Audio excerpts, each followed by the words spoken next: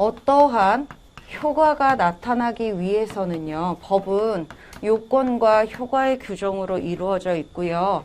어떤 효과가 나타나려면 요건이 충족이 돼야 돼요. 권리나 의무의 변동이 일어나는 걸 법률 효과가 발생한다라는 표현을 쓰는데, 이러한 법률 효과가 발생하려면 법률 요건이 충족돼야 돼. 이때에 이 법률 요건을 구성하고 있는 것, 이런 걸 법률 사실이라고 표현하는 거예요. 자, 이때에 이 법률 사실은 사람의 정신작용이 들어가느냐, 들어가지 않느냐에 따라 사람의 정신작용이 들어가지 않으면 사건이라고 부르고요. 사람의 정신작용이 들어가면 용태라고 부르는 겁니다. 사건은 다시 두 가지로 나누어지게 되는데 자연적 사실이라는 것과 사실 행위 이렇게 두 가지로 나눠지게 되고요. 자연적 사실이라는 건 책에 나온 것처럼 사람의 출생과 사망, 사람이 태어나고 죽는 것, 그 다음에 시간이 흘러가는 것, 또 일정한 연령에 도달해서 어떤 권리 같은 거 취득하는 거. 예를 들면 여러분들이 19살이 되면서 선거권이라든가 이런 거 다 취득하게 되잖아요. 그죠? 그전에는 없었는데 19살이 되니까 자동적으로 취득이 되는 거야. 이런 것들은 나의 생각과는 전혀 상관없이 이루어지는 거기 때문에 이게 자연적 사실이라고 부르는 겁니다. 자, 나는 엄마 뱃속에서 이날 나는 나올 것이다 라고 맘먹고 내 생각대로 나온 사람 있어요? 기억도 안 나잖아. 그지? 사람이 죽는 것도 내 맘대로 내 뜻대로가 안 돼. 선생님은 초등학교 6학년 때 교통사고가 났었어. 끝나고 하교할 때 가방을 메고, 가방을 양쪽으로 안 메고 이렇게 옆으로 가방을 메고요. 하여튼 많이 들었어요. 뭐 신발 주머니도 들고, 뭐 도시락 가방도 들고, 보조 가방도 들고, 뭐 하여튼 그러고선 횡단보도를 딱 건넜거든. 학교 앞에 편도 2차선, 그러니까 4차선 도로가 있었고요. 거기를 들어간 것까지 기억이 나요. 그리고 차가 분명히 있었어요. 서 있었거든요. 그래서 이렇게 걸어가고 있었는데 그 다음부터 기억이 없어요. 누가 나한테 눈을 떠야 산다 그러더라고. 눈을 떠야 산다라고 남자분이 눈을 떠야 산다 그러더라고. 그래서 눈을 딱 떴어. 근데 여자분이 안고 가고 있었어. 이렇게 병원으로 이송시키고 있는 상황이었는데 여자분이 있었고, 여자분이 어떡해 막 이러고 있었고, 실제로 내가 들은 건 남자 목소리였고, 그날 제가 입었던 옷은 하나도 구경도 못했어요. 다 찢어져가지고, 그러니까 이제 다쳐서 날아가갖고 바닥에 부딪히면서 밀렸대. 그래서 옷이 다 찢어져가지고 입었던 옷은 하나도 못 봤어요. 근데 그때 당시에 그 아저씨가, 그 남자분이 나한테 눈을 떠야 산다라는 소리를 안 했다면 아마 행정법심이 다른 사람이었을 거야. 기억이 없어요. 그게 이렇게 정말 딱 잘라져 갖고요. 이렇게 기억이 없어요. 그 몇 시간 동안의 기억이. 깨어났을 때 피 하나도 안 났고요. 날아가서 바닥에 떨어졌거든. 아스팔트에 떨어졌고 머리를 부딪혔는데 피가 안 터졌어요. 그리고 여기에 이제 이렇게 피로 만든 혹이 이렇게 생겨가지고 그 혹에서 피를 뽑아내는 걸 봤어. 깨나서 여기서 피를 뽑는 걸 내 스스로가 봤고, 근데 희한한 거는 검사했더니 아무런 이상이 없다.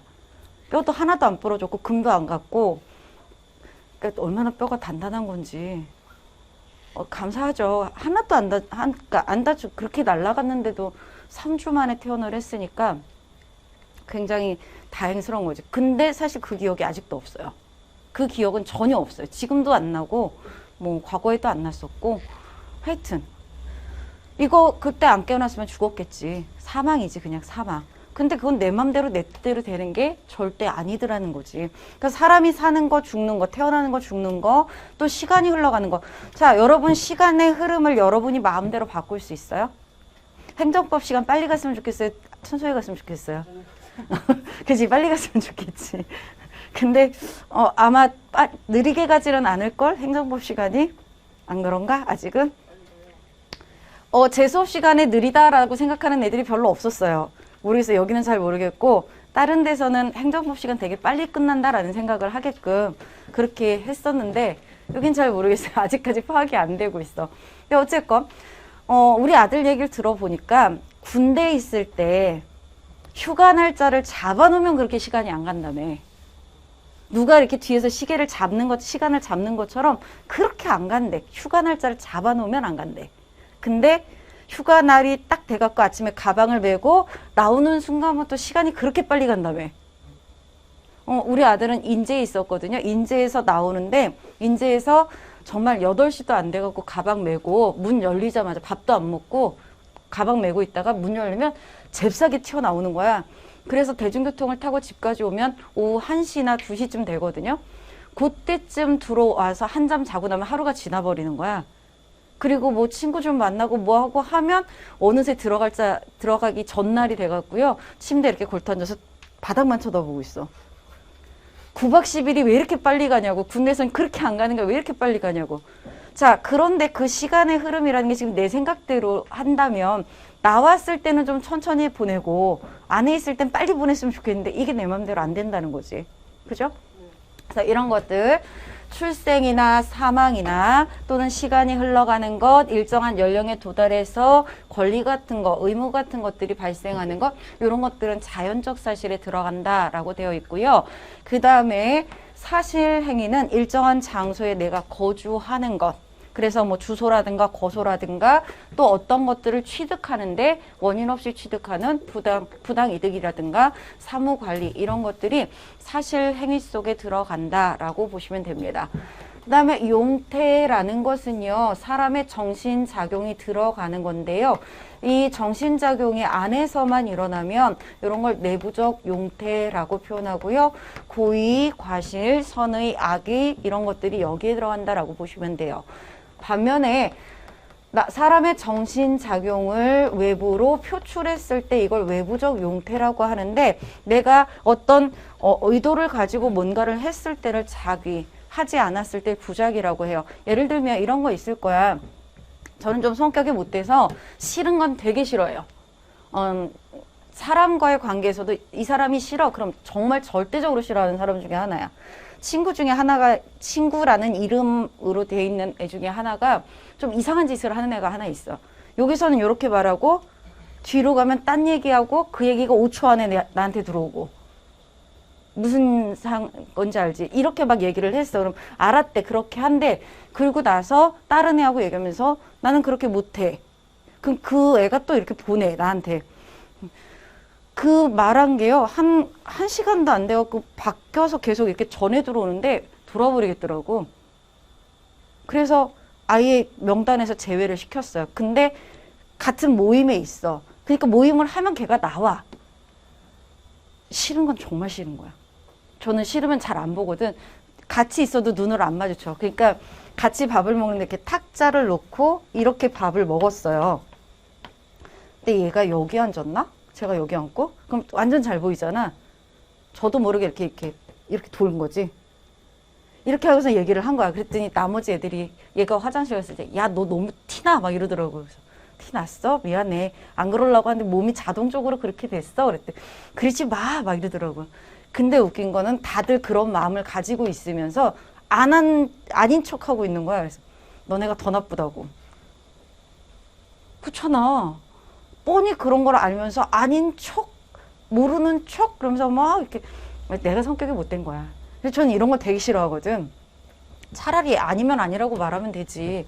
그럼 그래, 우리 뭐, 그러자, 뭐, 보지 말자, 뭐, 이렇게 하면 되는데, 그렇게 해볼게. 그러는 거 딴소리하고. 하여튼. 그래서 이 친구가 멀찌감치 있을 때 이렇게 부를 때가 있어요. 누구야? 이렇게 부를 때 있는데, 들려요. 근데 못 들은 척하고 가요, 그냥. 저는. 굳이 말 섞고 싶지 않아요. 이상한 말이 분명히 떠돌게 나오니까 굳이 얘가 말 시키면 굳이 말대거리를 하고 싶지 않을 때가 있어. 그러면 그냥 들었는데 못 들은 척하고 싹 갈 때가 있어. 또 언제 그런 게 있냐면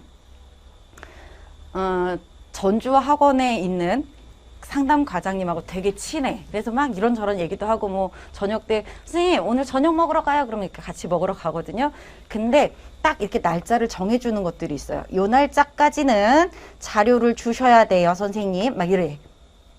알았어. 그 날짜 그래 보낼게. 근데 일을 하다 보면 요 날짜에 못 보낼 때가 있어요. 그러면 아침부터 전화가 와. 분명히 전화가 와. 근데 받아 안 받아? 내가 의도를 가지고 안 받아요. 아예 신경도 안 받아요. 그러면 계속 문자와 전혀 대거리 안 해. 그리고 다 해갖고 보내고 나면 그때서 문자 보냈어요. 아 진짜 막 이러고 와. 이거 지금 나의 의도가 다 들어가 있는 거지. 요런 게 이제 외부적 용태로서 내가 알면서도 안 하는 것들 이렇게 생각하시면 돼요. 자, 우리가 여기서 뭘 배울 거냐면 자연적 사실과 관련해서는 시간의 경과와 관련되는 것들을 배울 건데요. 이 시간의 경과와 관련되는 것들이 기간이야.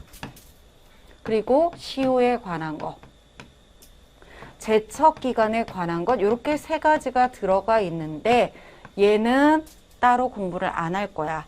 왜냐하면 시험 문제로 안 나와.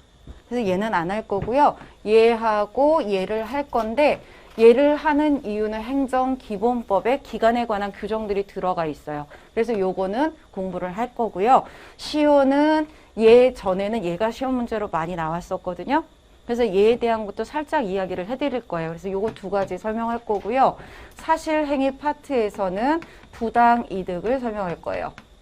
책에는 사무관리도 되어 있는데 사무관리는 시험 문제 안 나와요. 부당이득을 설명할 건데 얘는 부당이득 자체가 나오기보다는 얘를 나중에 소송편에서 사용해서 여러 가지를 설명을 할 거거든. 그래서 이 부당이득에 관한 건 좀 설명을 해드릴 거예요. 그 다음에 외부적 용태 중에서 사인의 공법행위라는 것이 있거든요. 사인들이 공법적 효과를 발생시키기 위해서 행하는 행위고 이거의 대표적인 사례가 신청하고 신고인데 신청은 행정절차법에 나오고요. 신고에 관한 걸 여기서 이야기를 할 거예요. 여기 파트에서는 가장 그래도 출제가 많이 되는 영역은 사인의 공법행위인데 소방은 이게 많이 안 나왔었어요. 소방은 희한하게 이게 많이 안 나왔었거든요. 근데 아마도 이게 조정이 되면서 이쪽이 출제가 많이 될 가능성이 높아요. 요거는 행정직에선 거의 매번 나오는 영역이거든. 그래서 소방도 거기에 맞춰서 바뀌게 된다면 이게 많이 나올 가능성이 높아요. 최근에 이게 좀 나오기 시작을 했고, 그래서 사인의 공법행위 파트 이렇게 우리가 수업을 진행을 할 겁니다. 되셨어요? 자, 그 중에 첫 번째 기간 들어가겠습니다.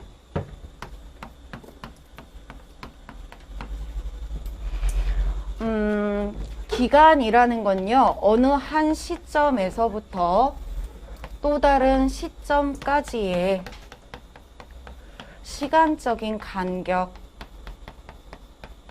이 시간적 간격을 가리켜서 기간이라고 불러요. 이때의 각각의 시점이 만들어지면 사람의 정신작용으로 각각의 시점이 이렇게 지정이 되면 기간이 형성되게 되는데요. 요거는 사람의 정신작용에 따른 것이 아니기 때문에 기간은 사건 속에 들어간다. 이렇게 보시면 됩니다. 자, 이때의 행정에 관한 기간 계산은요.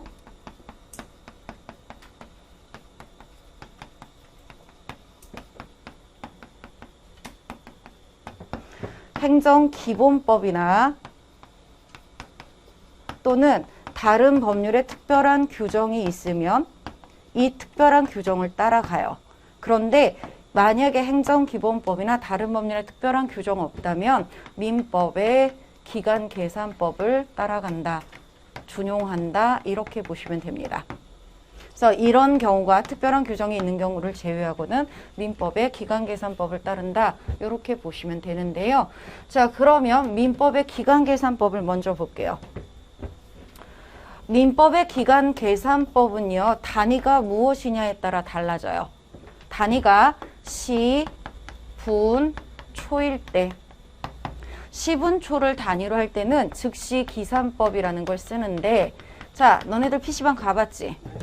PC방 가면 들어가면서 시간을 집어넣죠. 결제를 하죠. 1시간을 결제했어요. 그러면 언제부터 1시간이 째깍째깍 지나갈까? 내가 좌석에 앉아서 로그인 하는 순간부터 시간이 흘러가죠. 로그인 하는 그 순간 즉시 기간 계산이 들어가는 거야. 이게 즉시 기산법이야. 핸드폰 통화하면 몇 초 단위로 과금해요? 모르시는구나. 10초 단위로 과금을 해요. 자, 원래는 핸드폰 초 단위로 과금을 했었거든요. 근데 통신회사들이 것들이 바꿨어요. 10초 단위로 바꿨어요. 그래서 뭐 예를 들어서 내가 뭐 13초를 통화했다 그러면 13초만 내면 됐었는데 이제 13초를 통하면 20초의 돈을 내야 되는 거야. 절대적으로 이용하는 사람한테 이로운 거는 아니에요. 하여튼 통신회사들이 돈을 벌기 위해서 이렇게 10초 단위로 과금을 하는데 이것도 지금 초과 단위잖아요. 그래서 얘도 통화가 되는 즉시로 기간 계산이 들어간다. 이렇게 보시면 됩니다. 되셨어요? 만약에 단위가 하루, 한 주, 한 달, 1년 요런 단위를 가지고 있다면 자, 기산점이라는 건 기간을 계산하는 데 있어서 시작이 되는 시점을 이야기하거든요. 언제가 되냐면 원칙은 첫날을 기간 계산에다가 집어넣지 않는다. 이렇게 이야기해요. 첫날은 기간 계산에 들어가지 않는다. 자, 오늘 몇 월 며칠? 11월 17일. 자, 여러분이 오늘 독서실을 하나 끊으려고 해요. 한 달짜리 기간을 설정해서 내가 독서실을 끊으려고 해요. 오늘 가서 결제했어요. 그러면 원래는 첫날은 집어넣지 않고요. 이날부터 시작해서 요렇게까지가 여러분이 이용하는 기간이 되는 거야. 원래가. 그런데 꼭 물어보시지. 언제부터 할 거야? 라고 물어보잖아. 그럼 여러분 뭐라 그래? 언제부터 할 거니 그러면? 뭐 이렇게 할게요. 이렇게 하는 사람도 있지만 오늘부터 할게요. 이렇게 얘기하는 친구도 있지. 그러면 아줌마가 증에다가 적어줄 때 이 날짜부터 이렇게 적어주시지. 이렇게 할 수 있는 이유는 민법의 영역은 사적 자치. 내 맘대로 내 뜻대로. 그래서 언제부터 할 거니? 저 오늘부터 할 거야. 그래 네 뜻대로 오늘부터 계산해 주는 거야. 이해돼요? 근데 원칙은 첫날을 기간 계산에 집어넣지 않는 게 민법의 기간 계산법이야. 됐어요? 근데 예외적으로 첫날을 집어넣을 때가 있는데요. 오전 0시로부터 시작되는 것들은 첫날을 집어넣어요. 또 생일을 연령을 계산할 때도 첫날 집어넣고요. 공소시효라든가 형을 집행할 때 첫날 집어넣습니다. 또 가족관계 등록 등에 관한 법률 보면 출생신고, 사망신고 하는 게 나오는데 출생신고는 출생일로부터 30일 이내에 하도록 하고 있거든요. 그날도 첫날 집어넣어요. 그래서 이렇게 예외적으로 첫날을 기간 계산에 넣는 경우가 있다. 그러나 원칙은 첫날을 기간 계산에 넣지 않는다. 이렇게 보시면 돼요. 그 다음에 기간이 끝나는 시점을 만료점이라고 표현을 하는데요. 만료점은 기간의 말일이 종료됨으로써 만료가 된다. 이렇게 이야기를 하고 있어. 자, 이때에 만약에 말일이 토요일이거나 공휴일일 수도 있겠지. 이렇게 말일이 토요일이거나 공휴일일 때는요. 언제 만료가 되냐면 다음 날 만료가 된다. 이렇게 이야기하는 거야. 자, 예를 들어서 12월 17일 날이 만료점인데 이날이 토요일이야. 그러면 언제 만료가 되는 거냐? 다음 날인 18일이 원래 만료가 되는 거거든. 근데 이게 일요일이잖아. 그러니까 12월 19일 날이 만료가 되는 거야. 이해되셨나요? 자, 얘가 만약에 일요일이면요. 12월 18일이 만료가 되는 겁니다. 그래서 이렇게 민법은 이러한 계산법을 쓰고 있다라고 보시면 돼요. 그런데 행정기본법에 이 행정에 관한 기간 계산법이 들어가 있어요. 그러면 행정기본법에서는 어떻게 이야기를 하느냐? 행정기본법에서 규정하고 있는 기간은요. 권익을 제한하거나 의무를 부과하는 처분을 해요. 이러한 처분의 지속기간에 관한 규정이 생겼어요. 이게 첫 번째예요. 권익을 제한하거나 의무를 부과하는 처분을 해. 이거 침익적 처분이지. 그지? 침익적 처분을 했을 때 그 처분이 지속되는 기간을 계산하는 법. 단위는 일, 주, 월, 연일 때고요. 이 기간을 계산할 때 기산점은 언제가 되느냐? 자, 민법에서는 첫날 안 집어넣는다 그랬잖아요. 근데 근데 얘는 첫날부터 그냥 시작해요. 자, 만료점은 어떻게 되느냐? 똑같이 기간의 말일이 종료가 되면 만료가 된다. 이렇게 이야기합니다. 자, 여기서 요거 말일이 만약에 토요일이면요, 공휴일이면요, 이런 문제가 생기겠지. 민법에서는 어떻게 한다 그랬어요? 이길 다음날 만료가 된다 그랬잖아. 근데 행정기본법은요, 이렇게 말일이 토요일 공휴일이에요. 그날 만료시켜버려요. 자, 지금 다르죠, 규정이? 따라서 이러한 지속기간에 관한 거는요, 민법의 기간계산법 안 쓰고요, 행정기본법에 있는 이 지속기간에 대한 계산법을 사용하고 있는데요. 이렇게 생각하세요. 빨리 시작해서 빨리 끝나요. 여기는 하루 늦게 시작해서 다음에 늦게 끝나잖아. 근데 여기는 나쁜 거니까 빨리 시작해서 그냥 빨리 끝내준다. 이렇게 생각하시면 됩니다. 되셨어요? 두 번째가 법령의 시행일을 계산하는 방법.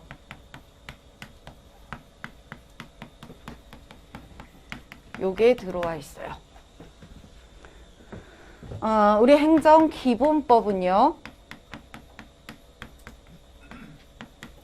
2021년 3월 23일 날 공포가 되었어요.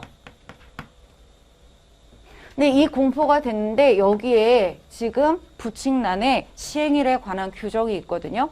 뭐라고 써있냐면 이 법은 공포한 날부터 시행한다 라고 써있어요.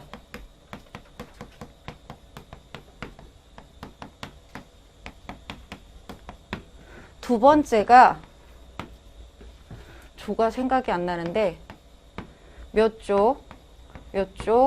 28조부터 30조까지는 공포 후 6개월이 경과한 후 시행이 된다. 이렇게 써 있어요. 또 몇 조는 공포 후 2년이 지난 뒤에 경과한 후에 시행이 된다. 이렇게 써 있어요. 자, 지금 뭘 계산하라는 거냐면 요거를 이야기하는 거야. 6개월이 지났다. 6개월이라는 기간을 어떻게 계산할 것이냐. 요거에 대한 게 지금 들어가 있다라는 거야. 우리 행정기본법에서 이렇게 이야기합니다. 공포한 날부터 시행한다. 그러면 공포일이 시행일이다. 이렇게 써 있어요. 그러니까 공포가 이날 이루어졌어요. 얘는 공포한 날부터 시행이 됐으니까 2021년 3월 23일이 공포일이면서 동시에 시행일의 성격을 가지고 있는 거야. 이날부터 그냥 효력이 나타났어. 다음, 자, 지금 이런 조는 24조, 22조, 24조가 26조인가? 하여튼 공포 6개월이라고 했거든요. 자, 공포 언제 됐어요? 2021년 3월 23일 날 공포됐죠. 6개월이라는 기간을 계산할 때는 첫날을 안 집어넣어요. 공포한 날 안 집어넣어요. 그래서 21년 3월 24일부터 6개월을 계산하는 거야. 그러면 2021년 9월 23일까지가 6개월이죠. 그죠? 그래서 6개월 후 시행되는 조항은요, 2021년 9월 24일부터 시행이 된 겁니다. 자, 그러면 2년이 경과한 뒤에 시행이 된다라고 했을 때 2년은 어떻게 계산하겠어요? 첫날 집어넣는, 공포한 날 집어넣는다, 않는다? 않는다. 21년 3월 23일이 공포한 날인데 이날은 2년의 기간 계산에 안 들어가. 기간은 21년 3월 24일부터 2년을 계산하는 거야. 그러니까 2023년 3월 23일까지가 2년이죠. 그래서 시행되는 게 2023년 3월 24일 날부터 이 조항들이 시행이 되는 거예요. 여러분 시험 전에 시행이 되는 조항들이 이렇게 많이 있어요. 자, 시작점이 지금 공포한 날 집어넣는다, 안 집어넣는다? 안 집어넣는다야. 그 다음 요 끝나는 날. 요 끝나는 날이 토요일이거나 공휴일일 때. 첫날은 집어넣지 않으니까 끝나는 날 토요일 공휴일이면 이 길에 만료되느냐? 아니에요. 그날 만료가 돼요. 그날 만료가 되기 때문에 이 날짜에 그냥 시행이 된다. 이렇게 보시면 됩니다. 그래서 이 두 가지에 대한 규정이 지금 행정기본법에 생긴 거예요. 그래서 다른 직렬에서는 이 기간을 묻는 문제가 출제가 된 적이 있어요. 기간계산법이 출제가 됐었거든요. 그래서 다시 한번 법령의 시행일을 계산할 때는 공포한 날을 기간계산에 넣는다, 안 넣는다? 안 넣는다. 끝나는 만료점이 토요일 공휴일이면 그냥 그날 만료가 된다. 그 다음 지속기간을 계산할 때 보면요. 첫날부터 그냥 기간계산이 들어가고요. 그 다음에 말일이 토요일 공휴일이라도 그날 그냥 만료가 돼요. 요렇게 적용을 하는데요. 만약에 이렇게 계산하는 게 국민한테 불리해. 그럴 수도 있겠지. 그러면 이거 적용 안 해요. 시험 문제로 나왔던 게 단서 조항이 나왔었어요. 불리하게 작용할 때는 얘를 적용하지 않는다. 이게 시험 문제로 나왔었거든. 여러 가지 직렬에서 지금 얘네가 계속 나오고는 있는데 어쨌건 간에 이렇게 기간 계산하는 법 알아두시고 얘가 만약에 이렇게 적용했는데 불리하다. 그럼 이거는 적용하지 않는다. 이렇게 보시면 되겠습니다. 되셨어요? 페이지 71쪽에 그 내용이 나와 있어. 행정기본법 6조하고 7조 내용. 찾았나요? 자, 6조에 보시면 행정에 관한 기간의 계산에 관하여는 이 법 또는 다른 법령에 특별한 규정이 있는 경우를 제외하고는 민법을 준용한다라고 되어 있고요. 그 다음에 이 항이 바로 이 지속기간에 관한 내용입니다. 근데 단서 조항 보면요. 이 기준에 따르는 것이 국민에게 불리할 때는 그러하지 아니하다라고 해서 이거 안 따르고 민법을 따라간다. 이렇게 얘기를 한 거야. 되셨어요? 기간을 일주 월연으로 월 또는 연으로 정한 경우에는 기간의 첫날을 산입한다. 초일을 산입한다. 기간의 말일이 토요일 공휴일일 때는 그날로 그냥 만료가 된다. 그 다음에 행정기본법 제7조는 법령 등의 시행일을 계산하는 기간을 계산하는 방법을 이야기하고 있는 것이고요. 다음 장 넘겨보면 법령 등을 공포한 날부터 시행할 때는 공포한 날을 시행일로 한다. 요게 들어가 있지. 그 다음 두 번째가 법령 등을 공포한 날부터 일정 기간이 경과한 날부터 시행할 때 6개월이든 2년이든 일정 기간이 지난 다음에 시행을 할 때에는 법령 등을 공포한 날을 첫날에 산입하지 않는다. 기간 계산할 때 공포한 날 집어넣지 않는다. 그 다음에 법령 등을 공포한 날부터 일정 기간이 경과한 날부터 시행하는 경우 기간의 말일이 토요일 또는 공휴일일 때는 그 말일로 기간이 만료가 된다. 그냥 그날 만료가 된다. 요거 설명하고 있는 거고요. 그 다음에 행정절차법 제16조에도 보면 기간에 대해서 특별한 규정을 좀 두고 있는데요. 첫 번째가 천재지변, 기타, 당사자 등의 책임 없는 사유로 기간을 지킬 수 없을 때는 뭐 예를 들면 지진이 났어요. 화산이 터졌어요. 내지는 태풍이 와서 뭐 홀라당 다 뒤집어 놨어요. 뭐 이럴 때 자기에겐 책임이 없는 사유잖아. 이래서 기간을 지키지 못하게 된다면 이때에는 그 사유가 끝나는 날까지 기간의 진행이 정지되도록 하고 있고요. 외국에 거주하거나 체류하는 자에 대한 기간은 우편이나 통신에 소요되는 일수를 감안해서 기간을 정하도록 하고 있다. 이렇게 보시면 되겠습니다. 여기까지가 기간에 관한 이야기예요. 되셨어요? 다음 시효 들어가겠습니다.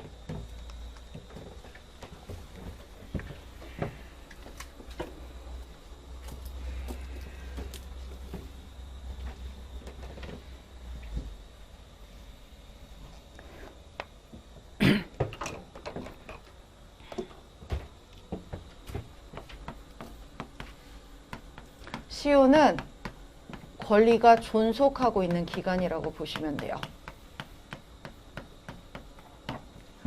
권리가 존속하는 기간, 권리가 있는 기간 이렇게 생각하시면 되는데 그러니까 권리 존속 기간이라고 보기는 좀 시효라는 건 이렇게 생각하면 돼요.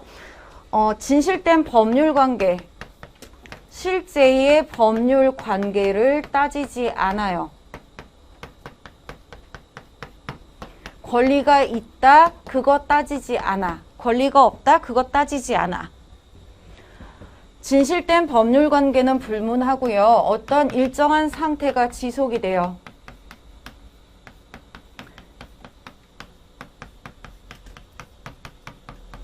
일정한 상태가 지속이 됐을 때 이때 이제 일정 기간 동안 이러한 상태가 지속이 되는 겁니다. 그랬을 때 요 지속된 요 상태의 효과를 인정하는 제도,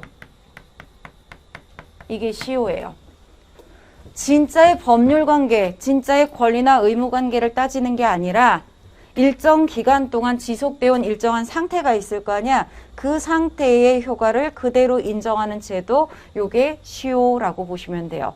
자, 예를 들어서 이 친구하고 나하고 이 친구가 나한테 돈을 빌려준 거야.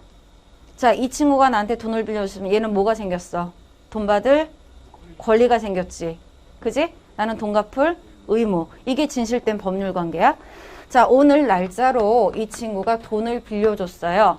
그럼 이 친구는요, 오늘 돈을 받을 수 있는 권리가 발생을 한 겁니다. 그죠? 근데 이 친구가 뭐라고 하냐면, 선생님, 제가 오늘 돈 빌려드릴게요. 12월 31일까지 쓰시고요. 1월 1일 날 갚아주세요. 저 1월 1일 날은 써야 돼요. 갚아주세요. 이렇게 얘기해요. 그러면 이 중간에는요. 지금 돈 좀 주세요. 돈 갚으세요. 라고 얘기하면 내가 항변할 수 있지.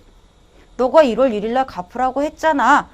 이렇게 얘기할 수 있잖아. 그래서 실제로 이 친구가 돈 갚으라고 권리를 행사할 수 있는 시점, 이게 바로 1월 1일이라고 보시면 돼요. 자, 이날로부터 이 친구가 지금 선생님한테 돈 갚으라는 소리를 안 하는 거야. 권리를 행사할 수 있는데도 불구하고 권리를 행사하지 않는 상태가 일정 기간 동안 지속이 되는 거야. 그러면 이때에 권리를 행사하지 않는다는 얘기는 얘가 권리가 없는 것처럼 보여지는 상태가 지속이 됐다는 거잖아. 그랬을 때 이 사람이 가지고 있던 권리가 별다른 조치가 없어도 저절로 없어지게 돼요. 이런 걸 가리켜서 우리가 뭐라 그러냐면 권리가 없어지는 시효다라고 해서 소멸시효라고 부르는 거야. 자, 나한테 권리가 없었어. 근데 권리가 있는처럼 보여지는 상태가 일정 기간 지속됐어. 그래서 권리를 취득할 수 있게끔 되는 것, 이를 가리켜서 취득시효라고 부르는 거야. 이해돼요? 그러니까 진실되게 어떤 법률 관계가 있는지를 따지지 않고, 원래의 법률 관계를 따지지 않고 일정 기간 지속된 상태의 효과를 그대로 인정하는 제도, 이게 시효인데요. 바로 국민들의 법적 안정성을 도모하기 위해서 이러한 시효 제도를 인정하고 있다. 이렇게 이야기를 하고 있고요. 시효에 대해서는요, 공법상에 따로 규정이 없어요. 그래서 민법상에 시효 제도를 준용하고 있다. 이렇게 기억을 해두시면 돼요. 시효는 좀 아까 이야기한 것처럼 크게 두 가지로 우리가 나누어서 이야기하는데, 있었던 권리가 없어지는 시효가 있어. 이런 걸 소멸시효라고 부르는 거야. 소멸시효는요, 언제부터 그 기간을 계산하냐면 바로 권리를 행사할 수 있는데 행사하지 않는 시점, 권리를 행사할 수 있는 시점, 여기서부터 요 기간의 계산이 들어가는 거야. 시효의 계산이 들어간다. 이렇게 보시면 돼요. 그래서 얘가 기산점이야. 얘가 아니라 얘가 기산점이다. 자, 민법에서는 이렇게 권리를 행사하지 않는 기간이 어느 정도 됐을 때 권리가 소멸되느냐, 금전채권의 경우 10년의 시효를 가지고 있어요. 그래서 얘가 나한테 돈 빌려줬는데 10년 동안 돈 갚으라는 소리를 안 해. 돈 받을 권리 없어요. 돈 갚을 의무가 없어요. 이해됐나요? 자, 이때에 별다른 조치를 하지 않아도요, 그 권리가 당연히 없어진다. 그냥 저절로 없어진다라고 하는데요. 이런 걸 가리켜서 절대적 소멸설이다. 이렇게 표현을 하는 거고요. 이렇게 권리가 당연히 소멸되는 이 시점을 가리켜서 시효가 완성이 되었다. 이렇게 표현을 하는 겁니다. 그런데 실제로 시효가 완성이 됐는지 여부는요, 법원이 알아서 따져보는 직권조사사항이 아니에요. 자, 직권이라는 말이 들어가면 주도권이 법원한테 있다는 소리야. 법원이 주도적으로 알아서 조사하는 사항이냐? 아니다라는 거야. 따라서 당사자가 법원에 가서 원용할 필요가 있다. 소멸시효가 완성돼서 얘 돈 받을 권리 없어요. 이렇게 주장할 필요가 있다. 이렇게 이야기를 하고 있어요. 자, 요게 지금 민법상의 시효에, 소멸시효에 관한 내용이야. 또 하나, 자, 중간에 만약에 이 친구가 선생님 너무한다. 돈 좀 갚으세요. 이렇게 권리를 행사했어요. 권리가 행사되지 않는 상태를 지금 뒤집어 버리는, 권리를 행사하는 이런 일이 벌어졌어요. 그러면 이전에 지나왔던 시효는요, 무효가 돼 버려요. 그리고 행사를 한 이 시점부터 다시 시효가 진행이 되는데요. 자, 이렇게 이전에 지나왔던 시효를 무효화시키고 새롭게 시효를 중단시키는 것, 새롭게 시효를 진행시키는 것, 이걸 가리켜서 시효의 중단이 있었다라는 표현을 쓰는 거야. 주로 시효를 중단시키는 건 이렇게 돈 갚으세요라고 독촉을 한다거나 고지를 한다거나 또는 최고를 한다거나 압류를 한다든가 가압류를 한다든가 등등 이런 방법을 쓰게 되면 시효가 중단되는 일이 벌어지게 되는 거다. 이렇게 보시면 됩니다. 세 번째로 시효가 쭉 지나왔는데요. 완성되기까지 얼마 안 남았어요. 근데 시효를 중단시킬 수 있는 사유가 없어요. 근데 완성까지는 얼마 안 남았거든. 그랬을 때 시효의 완성을 유예시키는 제도가 있고요. 이렇게 시효의 완성을 유예시키는 것, 이걸 시효가 정지되었다라고 표현을 하는 거야. 정지. 시효의 완성을 유예시키는 것, 이걸 가리켜서 정지가 이루어졌다. 이렇게 표현을 하고 있고요. 이게 전부 다 민법상의 시효에 관한 내용입니다. 자, 그러면 우리 공법 관계에서도 이거 그대로 다 갖다 쓰느냐? 네, 일단은 다 갖다 쓰는데요. 뭐만 달라지냐면 국가를 당사자로 하는 금전채권의 경우 5년의 시효를 가지고 있고요. 5년보다 짧은 규정이 있으면 짧은 것 따라가요. 국가배상 청구권 같은 경우 국가배상법에 소멸시효에 관한 규정이 없어요. 국가배상법은 국가배상법에 없는 것들은 민법을 가져다 쓰거든. 그래서 민법상의 손해배상 제도에서 청구권의 소멸시효가 손해 및 가해자를 안 날로부터 3년이야. 그래서 그거 가져다가 국가배상 청구권은 3년의 소멸시효를 갖는데 5년보다 짧잖아요. 그래서 짧은 거 그거 그냥 가져다가 쓰고 있다. 이렇게 보시면 돼요. 요 부분만 달라지고요. 나머지 다 똑같다. 이렇게 보시면 됩니다. 되셨나요? 어떤 사건이 있었냐면 아들이 있었어요. 아들이 대부업체에 가서 돈을 빌린 겁니다. 근데 이때에 아빠가 아들에 대해서 보증을 서줬던 거야. 근데요, 이렇게 돈을 빌리고 나서 아들은요, 6개월이 지난 다음에 사망을 하게 됩니다. 그리고 시간이 흘렀어요. 시간이 쭉 흘렀고요. 대부업체가 아들은 사망을 했기 때문에 아빠를 상대로 해서 소송을 걸었던 거야. 돈을 빌려갔는데 안 갚는다. 돈을 갚게 해달라. 그래서 소송을 걸었고요. 지금 재판이 열리고 있는 겁니다. 판사님들 앉아 계시고 여기 이제 아빠랑 대부업체가 이렇게 나와 있는 거죠. 자, 실제로 이 대부업체가 돈을 빌려준 건요, 6개월이 지나고 나서 지금 10년 6개월이 더 지났어요. 그 전에 이 사이에 한 번도 돈 갚으라는 소리를 안 했던 겁니다. 그리고 나서 지금 소송을 걸어왔다라는 거야. 그러면 우리 아빠는 뭐만 주장하면 될까? 시효가 완성돼서 대부업체 돈 받을 권리가 없다만 주장하면 되거든. 법원이 안 따지는 사항이기 때문에 그걸 주장하면 돼. 근데 이 아빠가 뭐라고 얘기하냐면, 아이고 판사님, 우리 이거 갚고 나면 집밖에 없는데 집 팔아서 이거 갚고 나면 우리 아무것도 없어요. 우리 와이프 지금 우리 저기 할망구 아파갖고 지금 우리 길거리에 나 앉아야 돼요. 판사님 좀 봐주세요 라고 얘기해. 자, 이렇게 얘기하면 판사님 봐줄 수 있어요, 없어요?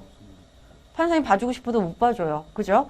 그러니까 아버님 그렇게 봐달라고 얘기하면 저희가 해드릴 수 있는 게 없어요. 가까운 뭐 변호사를 좀 찾아가 보세요. 이렇게 얘기를 한 거야. 근데 아빠가 계속 판사님 잘 좀 부탁드려요. 저희 이렇게 돼요. 사정 좀 봐주세요. 계속 이 얘기만 하는 거야. 답답하시지. 근데 민사법원 가잖아요. 법원 가면요. 하나의 사건만 처리하지 않아요. 판사님이. 저도 소송을 가는데 제가 소송을 제기를 했어요. 제 원고거든요. 소송을 제기했습니다. 2시 10분에 배당을 받았어요. 2시 10분에 제 사건을 가지고 들어가야 돼요. 이제 들어갔어요.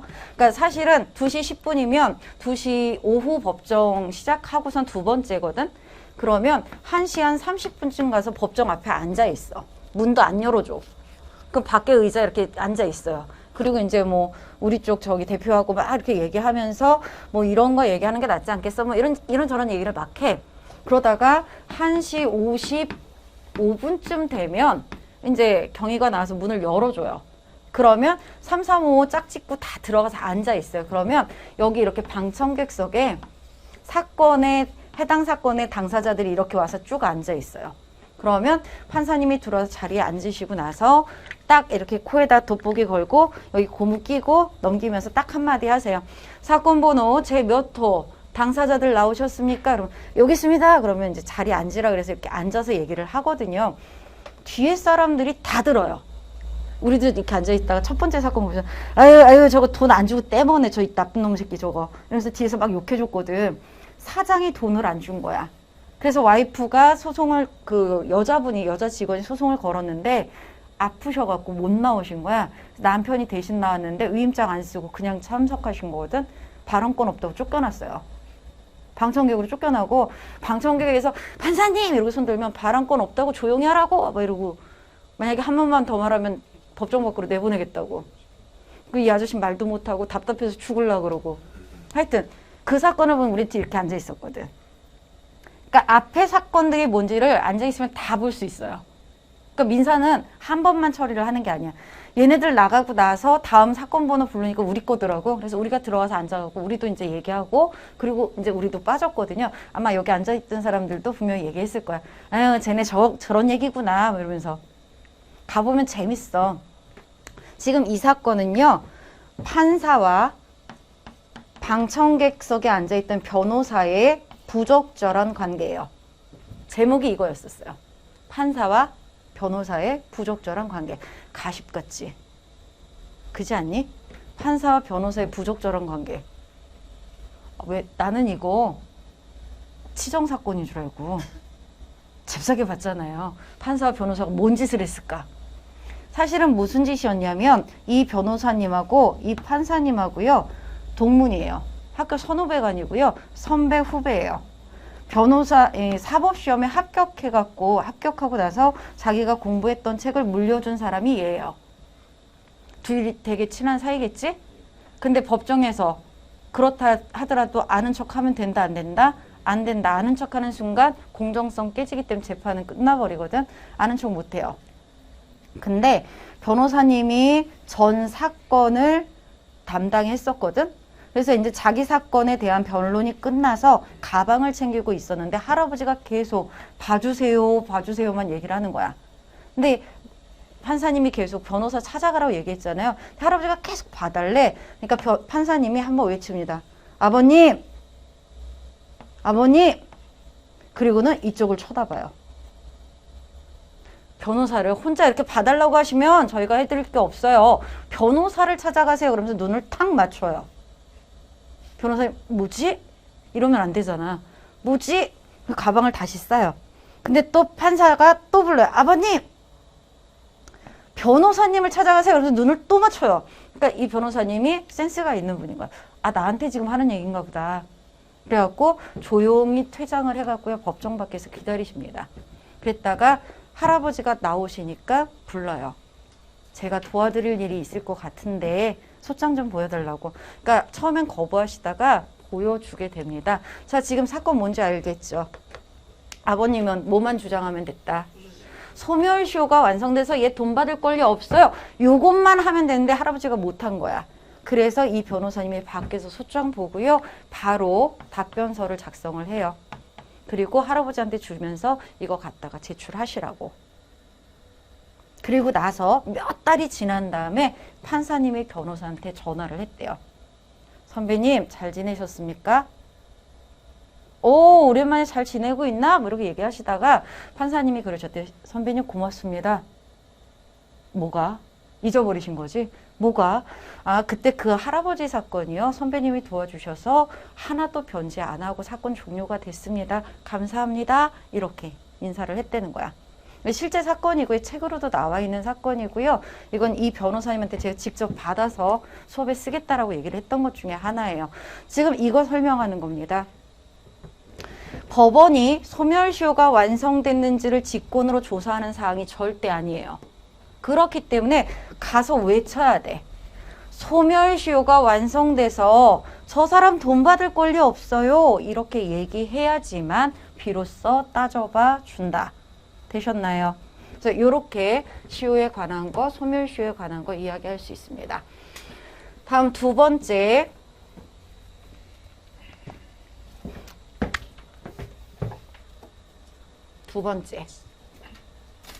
취득시효. 취득시효도 민법상에 취득시효에 관한 규정을 가져다 쓰고 있는데요. 민법에서는 이렇게 이야기해요. 나한테 지금 소유권이 없어요. 그런데 내가 소유할 의사를 가지고 점유를 하고 있는 겁니다. 이걸 자주점유라고 해요. 소유할 의사를 가지고 점유를 하고 있어. 근데 누가 보더라도 내 것처럼 보여요. 또 하나, 내가 지금 점유하고 있는 상태에 대해서 어떠한 문제도 없는 평온한 상태가 지금 일정 기간 동안 유지가 되는 겁니다.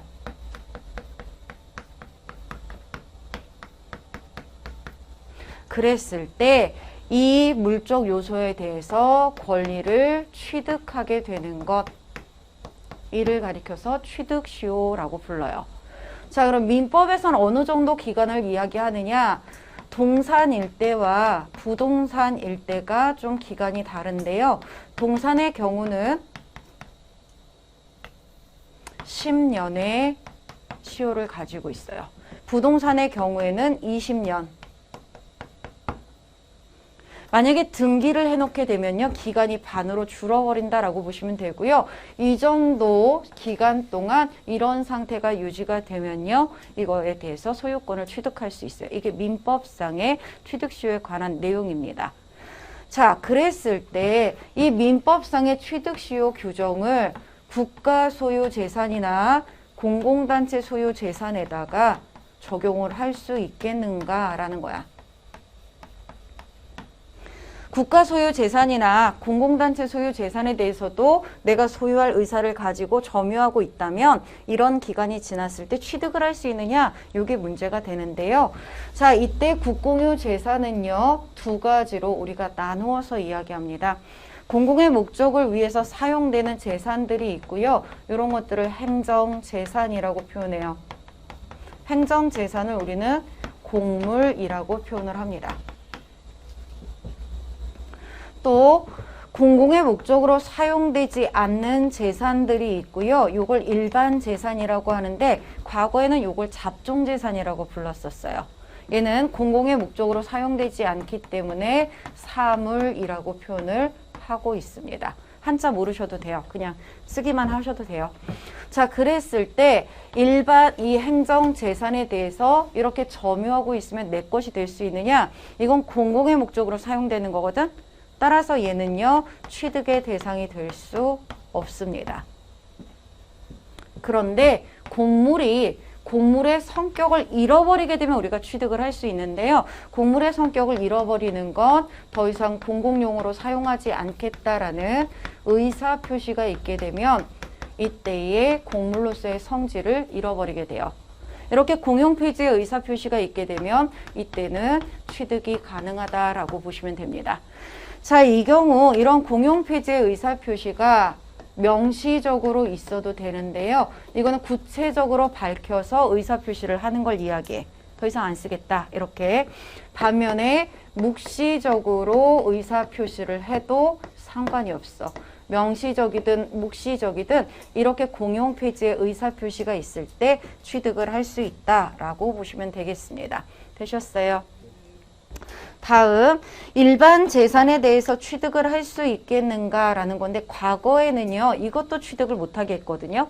근데 공공의 목적으로 사용되는 것이 아닌데도 취득을 못하게 한 것, 이거 헌법을 위반한다라고 해서 위헌결정 났고요. 그래서 이제 일반 재산에 대해서는 취득시효의 적용이 되고 있어요. 취득이 가능하다. 이렇게 보시면 되겠습니다. 요게 취득시효에 관한 건데 아무래도 얘보다는 얘가 시험 문제로 많이 출제가 돼요.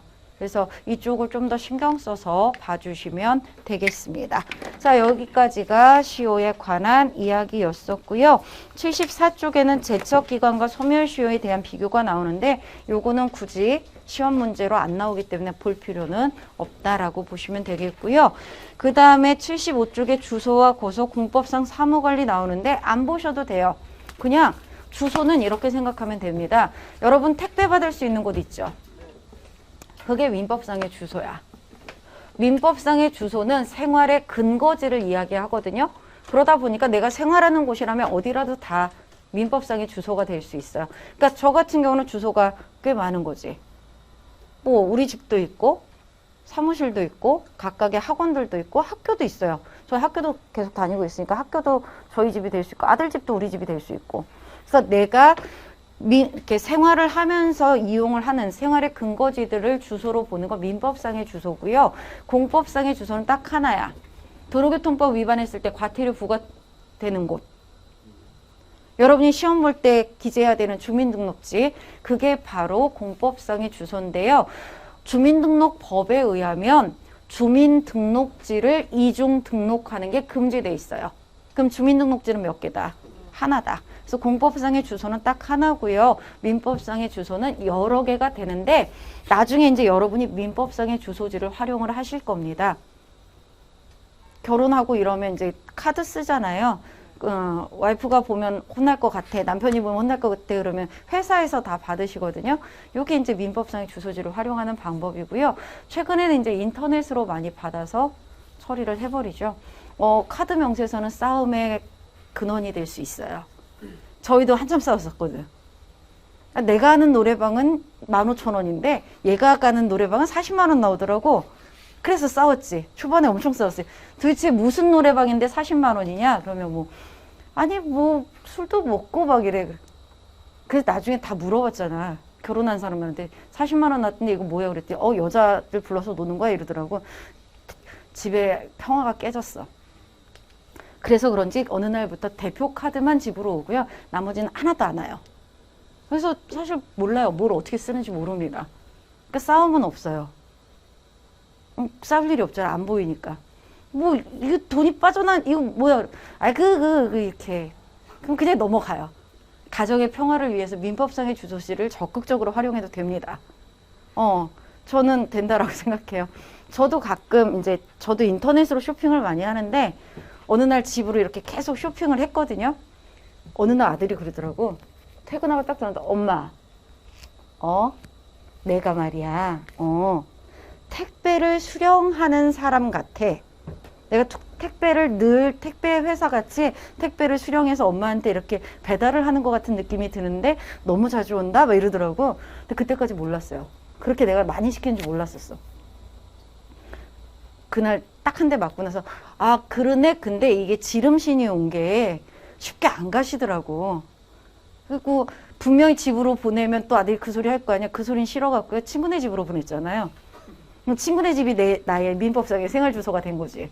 그래서 하여튼 친구네에서 몇 번 하다 그것도 한두 번이지. 그 다음부터는 쇼핑을 좀 줄여가는 그런 일을 벌였었죠. 민법상의 주소지는 아빠들이 좀 적극적으로 활용하는 거라고 보시면 되고요.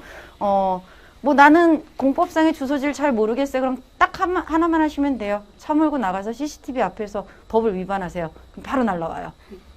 확인하는 방법은 그거지 뭐. 그래서 요거는 그냥 그렇게 웃으면서 공부를 하시면 되는 거고요. 거소는 다소간 머무르는 장소인데 요새 왜 그런 거 많이 하지? 제주 한 달 살이. 그러면 그 한 달 살이 하는 동안 내가 주소지로 옮겨요?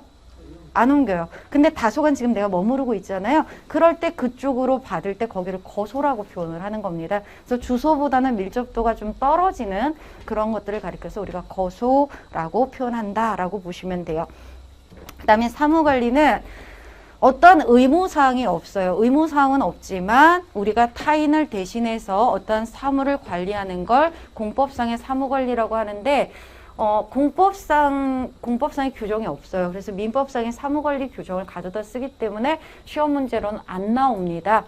크게 세 가지가 있는데요. 뭐 국가가 보호하고 있는 기업이 도산할 위기에 있을 때 국가가 나서서 적극적으로 관리를 하는데 이런 것들이 이제 거기 있는 강제 관리라는 것에 들어가는 거고요.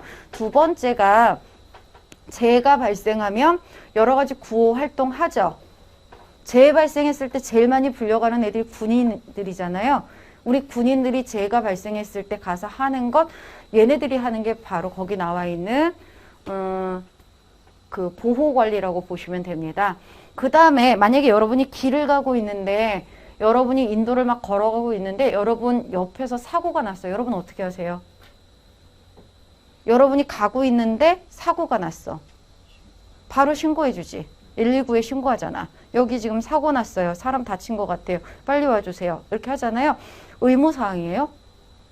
아니요, 의무 없어요. 그런데 우리는 이렇게 타인을 위해서 대신 신고를 해주잖아요. 이렇게 우리가 하는 거 이게 지금 마지막에 나와 있는 그 영무 제공이다. 이렇게 보시면 됩니다. 그래서 요거는 그렇게 종류만 좀 알아두시면 되고요. 각각에 있어서 사례만 좀 봐두세요. 사례. 그 사례만 좀 봐두시면 되고 나머지는 봐두실 필요 없습니다. 자, 쉬었다가 공법상 부당이득 파트 바로 들어가도록 하겠습니다.